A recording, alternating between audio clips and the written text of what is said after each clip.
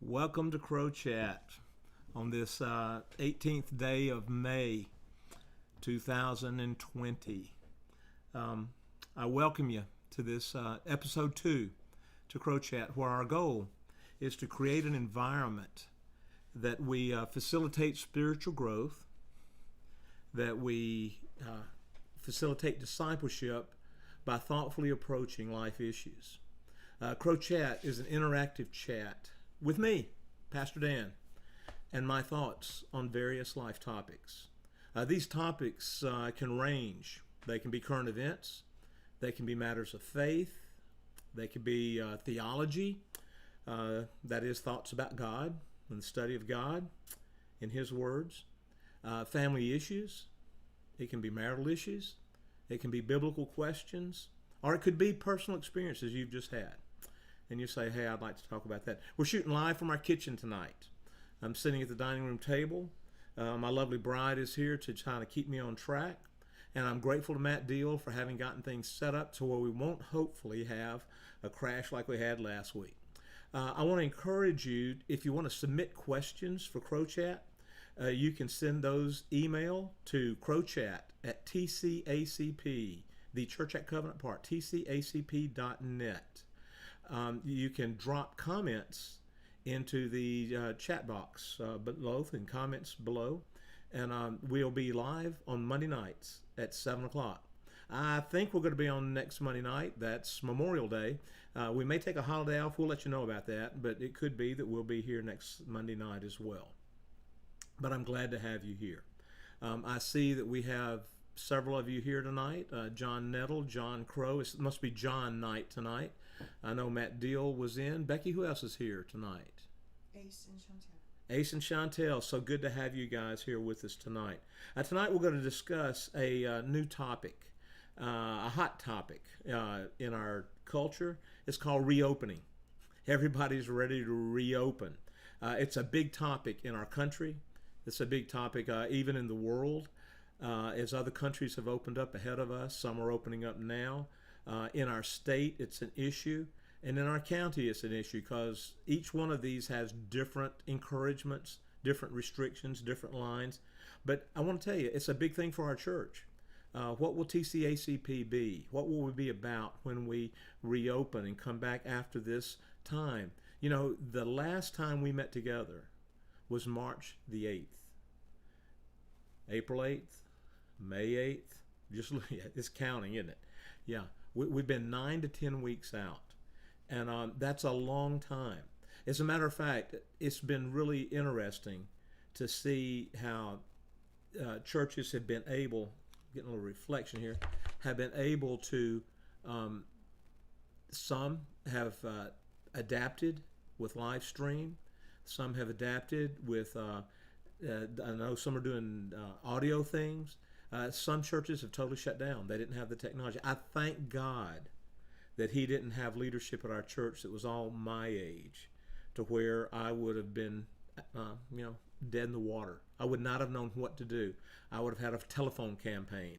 I'd have been sending cards and letters. I would have been trying to reach out, but we couldn't reach out. I'm grateful that God brought us people with technical skills and got us into a place where we can communicate in the ways that we're doing. Tonight, I want to remind you as well that reopening is a big topic with God. God's all about reopening. He's about reopening hearts that have been hard against Him. He's about reopening relationships that have been broken. He's about opening up and reopening opportunities that you thought were gone, but they've come back to life. He's about reopening a relationship with Him that may have been dormant for you for a long time, but He's wanting to bring it back. God is about reopening. You see, He's about rebirth, bringing a new life in. He's about refresh. He wants to give new seasons of refreshing after a time of dry season. Our fellowship is sweet. It's going to be sweeter still. He's about repenting. Repent. It's more than just a turning away or a turning around. That's part of it. But it's also about a new way of thinking. It's about a new way of churning your thoughts, where you realize and say, you know what? I've been doing some bad choices. I'm going to go another way. I want to encourage you, as we think about reopening, not to be thinking just about when can we just go and be unfettered. That's one thing. But it's another thing to think, how can we go and be new? How can we go and let God do his best in us? Repenting is that new awareness that makes a new direction desirable for us. And we realize that indeed, we've known it all along, but we forget it, that God really is good. He has good purposes for us. He has good direction for us. And he has a calling for all of us and for our world. But tonight, I can wax a long time on that theological side, because I love thinking about God's creative purposes and how good he truly is. But tonight I want to give you a couple of new thoughts as well as we go forward here. And just one more thing about God. God is about redeeming, and God is about restoring this world to his intention. He wants to draw everything into a simple form.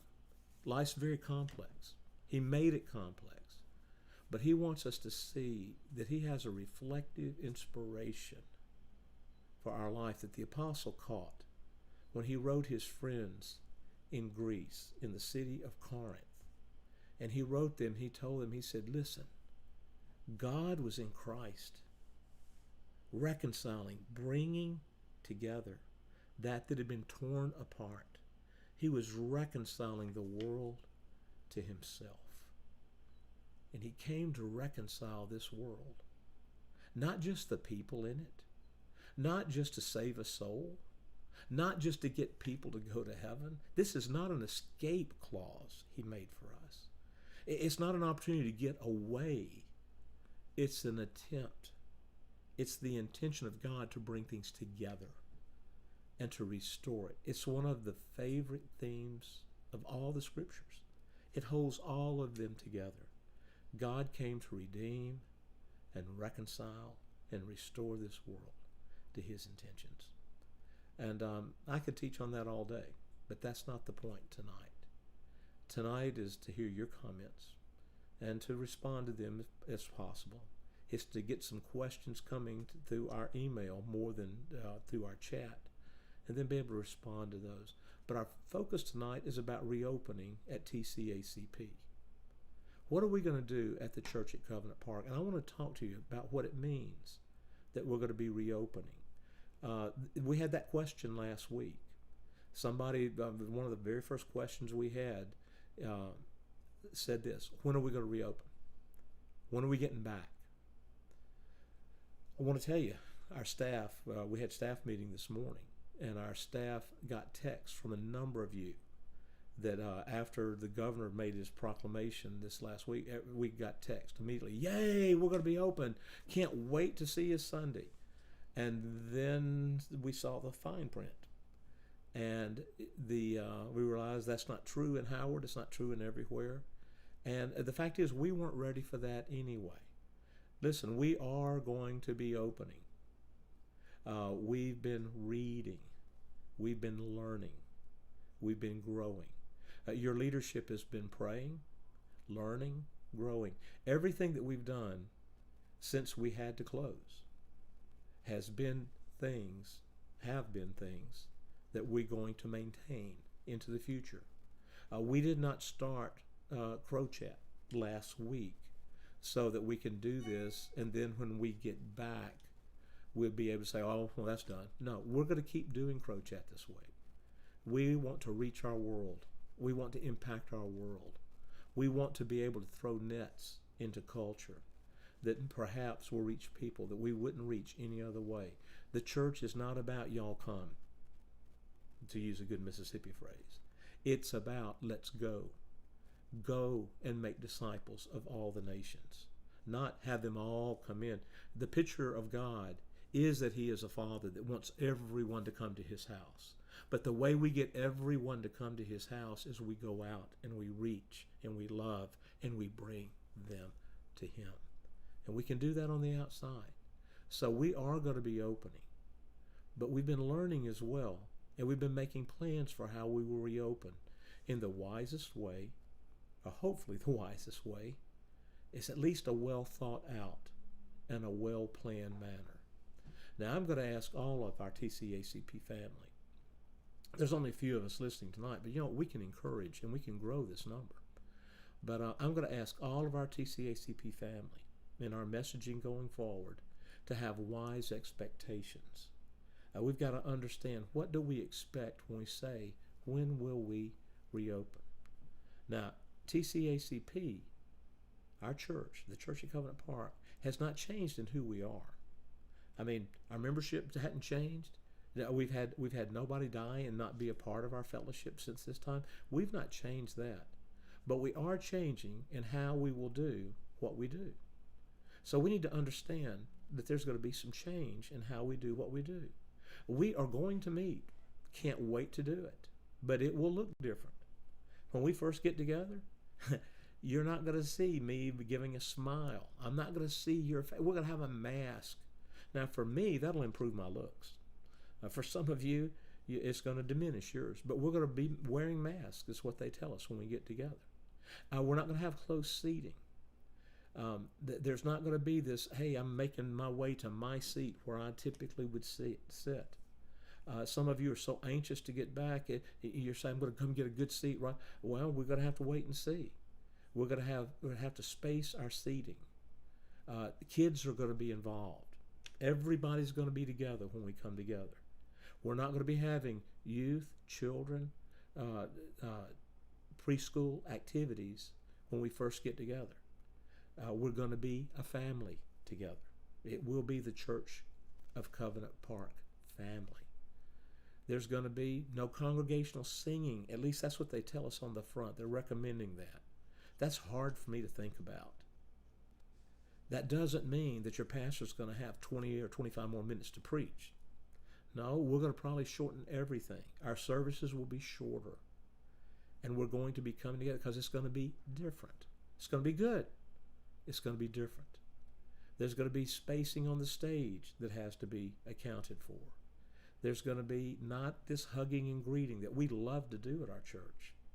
That thing of saying, stand and greet one another around you, shake a hand, tell somebody, give them a hug. We're not going to be able to do that at the front. As a matter of fact, even if we tried, those of us that would be ambitious about doing that, a lot of us would be like this, hold on. I'm a gregarious person that loves to give hugs. But I have to tell you, this thing has changed me somewhat. And I've talked to some of you, and we've shared these very same ideas, that there is some things that are going to be different. I heard one person say the other day, he said, I wouldn't refuse anybody a hug that needed one, but I'm not going to give one to somebody who might not want one. That sounded like wisdom to me. Imagine that we're going to have a service and we're not going to pass a basket for an offering. We're not going to be doing those things where we have that kind of contact. We're not going to be taking communion the same way. We will take communion, but we will do that in a different way. We'll practice that. We won't be handing out bulletins. We won't be having greeters saying, hey, man, I'm glad you're here, and giving you a shake or the hug. We will be hospitable. But hospitality means that you give the best welcome you can to have somebody feel at home. And we have to remember that our expectations is going to be somewhat different. So I'm going to ask you to set your expectations, to have a high tolerance for things being different, and to realize it's not going to quite be the same. The second thing I want to ask you to do is to have an expectation of a variety of responses. There's going to be a different degree of readiness that people have to engage.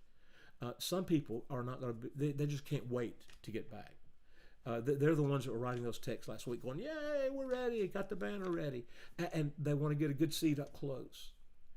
I'm going to remind you again, up close is not going to be like you think it might be. because we have to have distancing with the chairs. So that first row is going to be back a bit, and then the second row is going to be back a bit from the first row, and the third row will be back a bit. We haven't figured out all those configurations yet. But we do know that it's going to be a different seating arrangement. You're not, here's another thing, we've just got to be ready on this readiness in different levels. You're not going to see the faces you really look forward to seeing. Some of our folks, when we go to the lobby on Sunday mornings, I love the fact that Pastor Paul had that idea to do the virtual lobby. But when we have the, as a matter of fact, wasn't it bad this last week when the Zoom stuff messed up and the technology didn't work? It wasn't the same hearing you but not seeing you. That wasn't near as cool. But some of us, even in that discussion, in our discussions in the lobby, we love to see each other, but we're not sure if we're ready to engage that close. This season has made an effect on our life. So it's going to be different. And we won't see, it's not going to, some of it will be the fact that we have to be limited in some of the numbers that we have. And we're not sure what those are yet. But there's just a lot of changes happening on how we're going to be able to have the capacities that we've had in the past. So some people aren't going to be quite ready to engage, and that's okay. There's nothing wrong with that. Everybody is not exuberant. Everybody is not reflective. I love what Paul said in the book of Romans as he was writing his friends in Rome. He said, look, weep with those who weep. Rejoice with those who rejoice. We're one body. If one member hurts, he says at Corinthians, the other members hurt. When one member rejoices, we all rejoice. But we have to remember, we're on different lines. And so there's going to be different triggers that people have for engagement. And that's okay, because we have other platforms to engage. The Church at Covenant Park is not going to just be known for Sunday morning at the Church at Covenant Park, at that facility. It's going to be online now. We're going to have the bridge. We're going to have other learning mechanisms. It's going to be the church in small groups, in homes. We've got many environments now through our app, through the technology we have, through our groups, through the Church at Covenant Park. We have these avenues and these atmospheres, these environments that we can say, hey, participate in one of these environments, get involved in them. Third thing, have an expectation, to realize reduced expectations, and everybody's not going to be the same place, and to realize it's going to be different. And then to expect to find multiple ways, that's what I was just getting at, to engage on different platforms. And you can do it in person, you can do it online, you can do it through Zoom meetings in groups. You can do it in small groups at homes. You can listen, be on the listen for a new term that we're going to be sharing, watch parties coming up. And, in the watch parties, we're talking about, before we can get open, maybe we're able now to have 10 people in a home. If you've got people that you're comfortable with, you can invite them to come to your home. Maybe you've met neighbors on a walk like I've been doing. And they would not come to our church facility at this point. As a matter of fact, they go to another one. But I can ask them, why don't you come to our house tonight? We can have a meal together, refreshments, and then we can watch a service. We can watch a time, and we could share two things together. Because they have an interest in what we do. When they found out I was a pastor and it didn't just blow their mind and scare them to death, they said, well, what do you guys do? And they started hearing some of the ways that we are helping. I can't wait to share with them about the food collection that we're going to be doing. You'll hear about that on Sunday over next week. But as we do those things, people say a church ought to be good for a community. And your church is caring. I want to be a part of something like that. You could invite them to come to your house to have a watch party. It'd be great this Sunday morning, Memorial Day weekend. If people are at home, you could say, hey, come. Let's do breakfast together, and then we'll watch a service. We'll have an hour together. We can discuss that. Or you could have them come watch the service, and then you could do a lunch together and have a time. But you can use these platforms, and it doesn't have to be at 10:30. One of my neighbors thought the only time we did that was at 10:30. And they are committed to the church in our area, right here in my neighborhood. And they said, oh, I realize I can watch that anytime. I said, yes, it's on demand, so you can do that. So find a way and a platform to engage.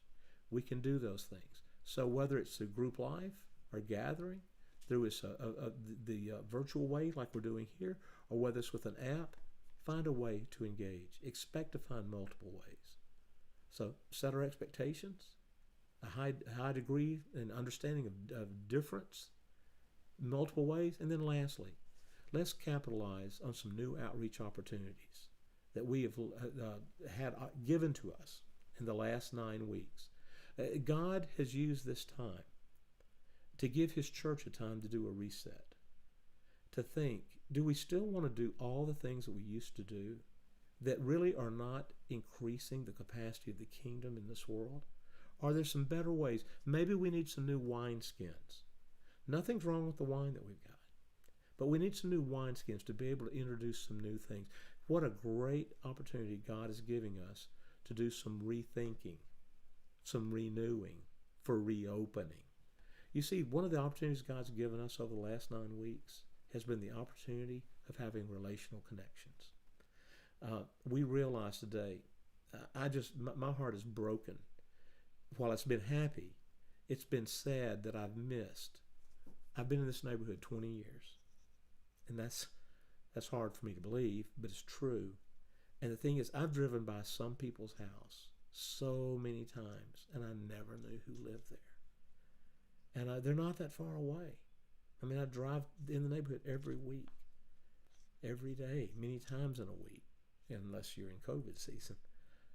But as we've been walking, I've met some of these friends. I've put names with the faces that I used to see as I just would wave as I drove by. And you know what? As I put names to their faces, I've realized these are real people who have real life, and they have real good things to share, and they really have blessed my life. I want to encourage you to do something. Think about the opportunity you have. And here's something God's talked to me about doing. He said, Dan, make a list of all the new people you're meeting.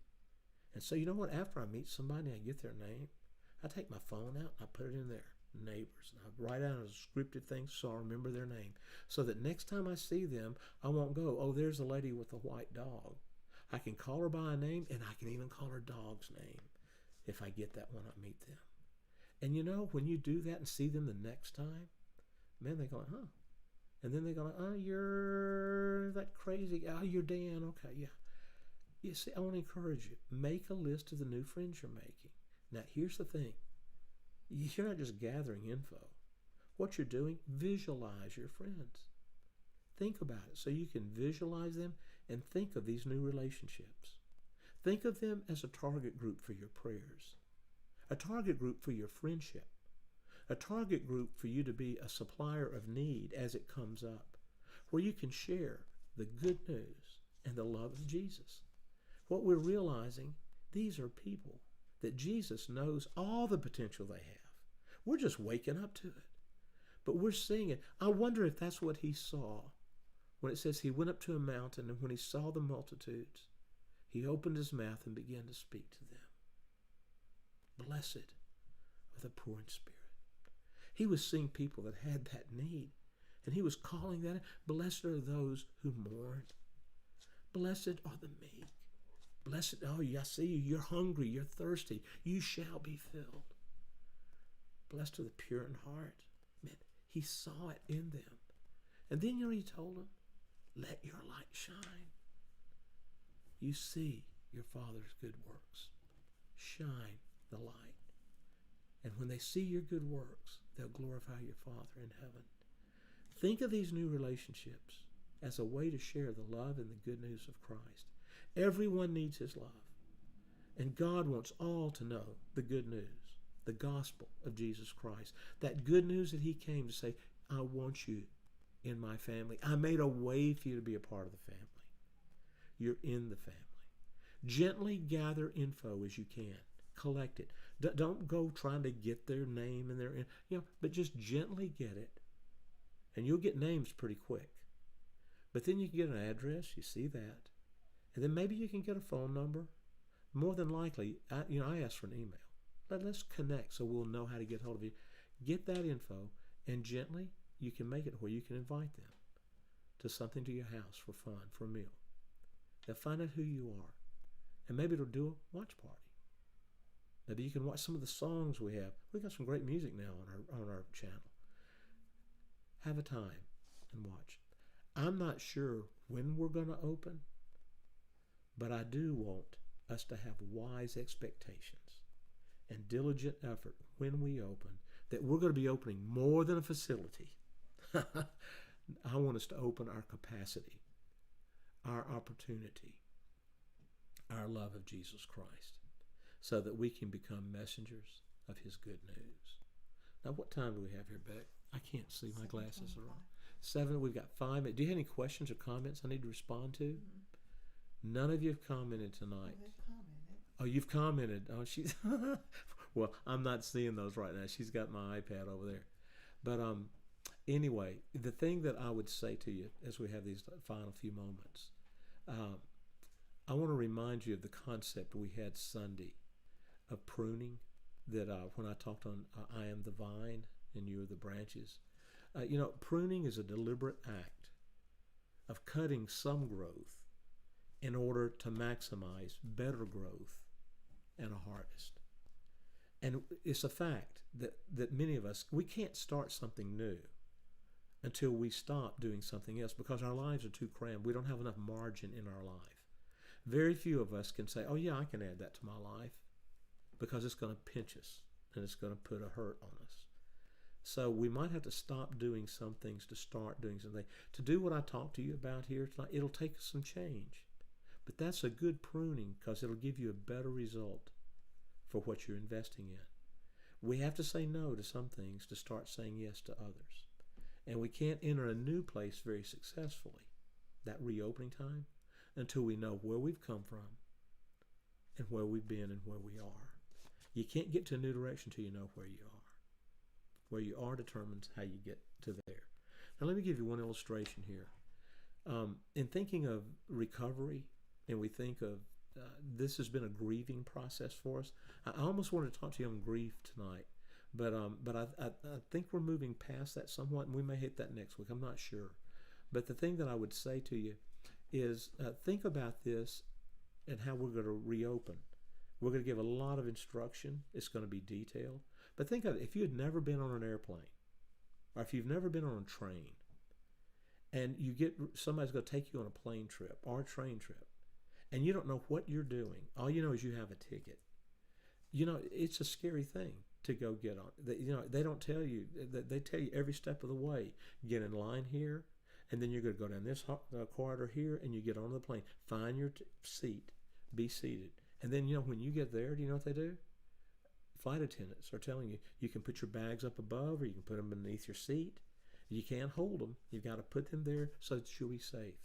Sit down, make sure your seat belt is fastened. You want to be there. You know what? And they'll tell you, in case of an accident, in case of some disruption, the oxygen will come down. Here's what happens. And, I always have my headphones on. I'm not listening during that time. I'm not a good flyer because I've been there before. But what I find out is this. We find out that they're telling us every step of the way. And then the captain will come on, and he'll say, the flight's going to take us this long. We're going to have a little bit of turbulence tonight, so it's going to be rough. Keep your seatbelt on. Or if it's going to be a smooth flight, he'll tell you. And he'll tell you it's going to be this temperature when you get there, so that they're walking you through it. That's what we're going to be doing as we're getting ready to reopen. We're going to be giving a lot of updates, saying here's what we're going to be doing. Here's how we're going to be doing it. And we're going to do it together. We're going to do it in love, and we're going to do it with the goodness of God. Because God is good all the time, and all the time, God is good. It's been a joy to be with you tonight. We're learning to do this. Let's do it together. And I believe that we have some opportunities here to reach some people with some thoughtful reflections on life and about how good our Creator is. Because He did reconcile all things to Himself through Christ, because He is that kind of God. He loves us and cares for us. Remember, Crow Chat, Monday night, 7 o'clock. Let's come next week and discuss and walk together in His love. God bless you. Have a great week.